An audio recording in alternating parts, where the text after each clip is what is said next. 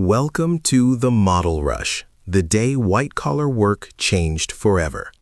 In this deep dive, we're breaking down the viral essay that predicted a global economic shift. We'll explore the 2026 Model Rush, the power of GPT-5.3, and why your job might never be the same. It started with a single essay by Matt Shumer. He warned that something big is happening, and within weeks, the world realized he was right. We are witnessing the fastest technological takeover in human history.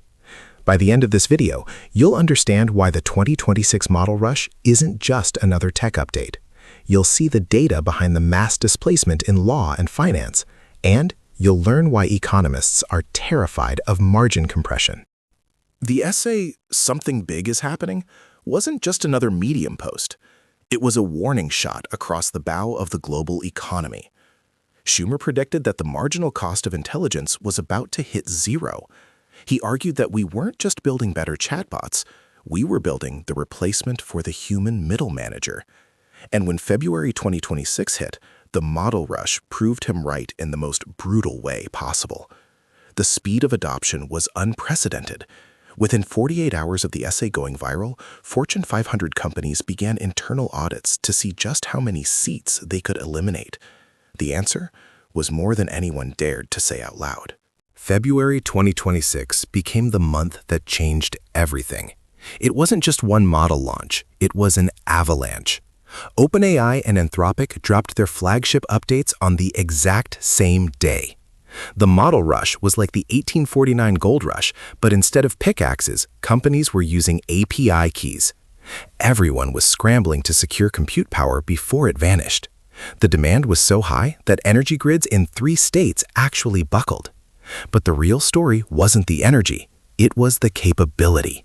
For the first time, these models didn't just suggest text, they executed complex multi-step workflows without a human in the loop. The agentic era had finally arrived. Panic hit the markets almost immediately. This wasn't the slow, gradual change we were promised. It was a vertical line on a chart. If you weren't using the new models, you were already obsolete. Wall Street analysts started calling it the Great Decoupling. Revenue was staying high, but headcount was cratering. Companies were producing more value with fewer people than ever before in human history. And that's when the headline started. The end of the associate. The death of the junior analyst. The very ladder people used to climb into the middle class was being dismantled in real time. We've just seen how the Shumer prophecies set the stage for the 2026 Model Rush. It was a perfect storm of hype meeting reality. But to understand why this happened, we have to look at the tech itself. GPT 5.3 and Claude 4.6 weren't just incremental upgrades. They were a fundamental shift in how machines reason. They didn't just predict the next word, they predicted the next strategy. Coming up next, we're going under the hood. We're going to see exactly how these models decimated the legal and finance sectors.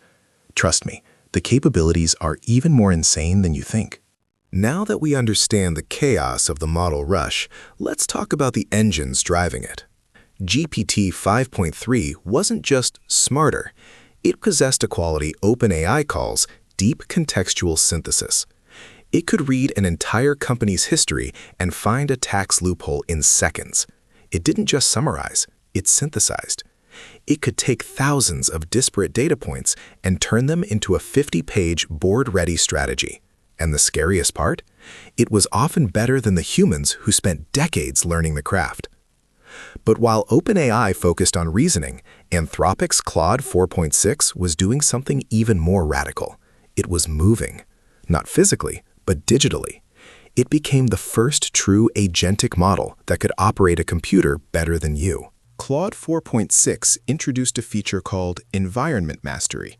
You didn't just chat with it, you gave it a login. It could navigate Salesforce, Slack, and your internal SQL databases to execute a marketing campaign from scratch. It could identify a drop in sales, write a new email sequence, A/B test the subject lines, and update the CRM, all while you were asleep. This wasn't a tool, it was an employee that never got tired and never asked for a raise. This level of agency is what led to the claims of mass displacement. When one AI can do the work of a 10-person marketing team, what happens to those 10 people? The answer was a bloodbath in the white-collar sector. The legal sector was the first to buckle. Junior associates, who traditionally spent years doing document review and discovery, found their entire job description automated by GPT-5.3's reasoning engine. A task that used to take a team of lawyers 3 weeks, like vetting a merger, now took GPT-5.3 about 40 seconds, and it didn't miss a single comma. Law firms realized they didn't need 100 associates. They needed 5 partners and a server rack. Finance was next.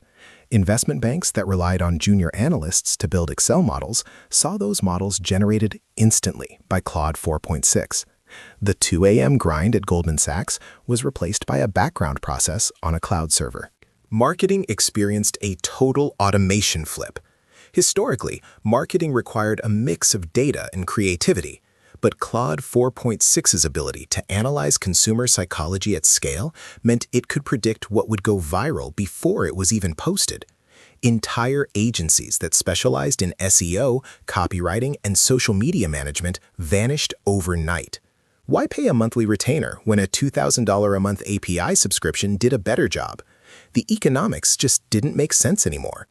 This led to what experts called the talent overflow. Millions of highly educated, high-earning professionals were suddenly looking for work in an economy that didn't seem to need them. And that's where the real trouble began. We've just seen how GPT 5.3 and Claude 4.6 systematically dismantled the foundations of law, finance, and marketing. It wasn't just a tool, it was a total replacement of the junior-level workforce. But the story doesn't end with job losses. It's actually much weirder. Because when everyone has access to infinite intelligence, the value of that intelligence drops to zero. This is a concept called margin compression. Coming up in our final module, we're looking at the economic fallout. Why are economists comparing this to the 2020 shifts? And what does the future look like when intelligence is a commodity as cheap as water? Remember the concept of margin compression we teased? Now we'll see it in action. In the model rush of 2026, companies found that while their costs went down, their competition's costs went down too. It was a race to the bottom. If every law firm uses GPT 5.3, no law firm can charge $500 an hour for document review. The market won't allow it. The value of knowing things evaporated. Only doing things mattered. And the AI was doing most of that. This created a paradox. Productivity was at an all-time high, but profits were being squeezed. When intelligence is everywhere, it's worth nowhere. This is the heart of the Great Compression. Economists are now comparing this moment to the onset of the 2020 global shifts. Back then, the world moved online overnight. In 2026, the world moved into the agentic layer overnight. It was a total system reboot. Just like in 2020, the old rules simply stopped applying. The idea of a 9 to 5 became a relic. If an AI can work 24/7, the concept of an office becomes an expensive, unnecessary luxury.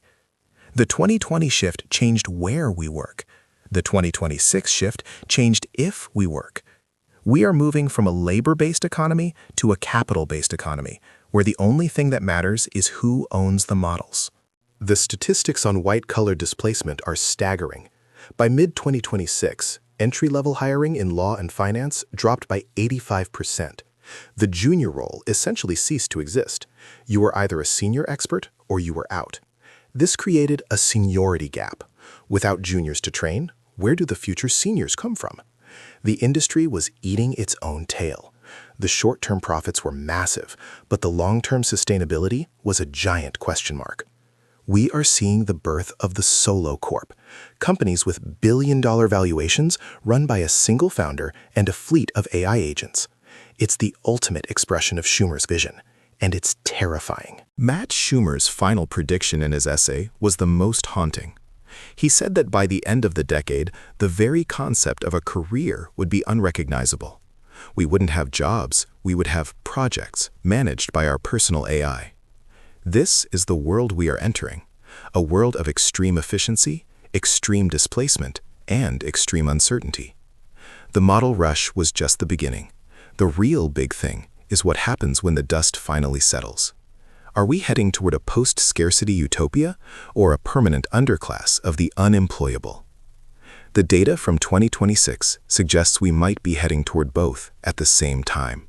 We have traveled from the first warnings of Matt Shumer to the technical explosion of GPT-5.3 and the economic reality of the Great Compression. The 2026 model rush has fundamentally rewritten the rules of work. Remember the three takeaways. Intelligence is now a commodity, agency is the new frontier, and the middle-class career path is being disrupted. This is the new normal. Whether we're ready or not, the world of work has been rewritten. This is a moment of unprecedented change, equal to the Industrial Revolution, but moving at the speed of light. Thank you for joining us on this journey through the future of work. The question is, what will you do when something big finally happens to you?